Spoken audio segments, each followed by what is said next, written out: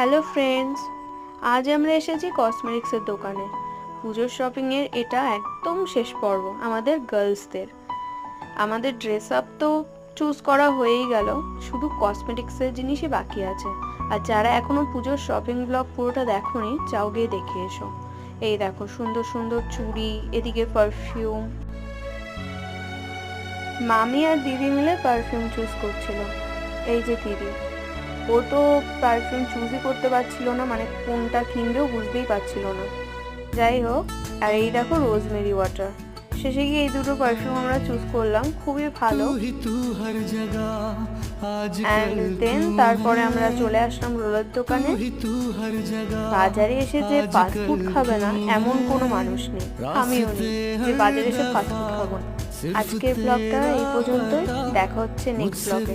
আর হ্যাঁ, তাড়াতাড়ি সাবস্ক্রাইব করে দাও, তাড়াতাড়ি তাড়াতাড়ি।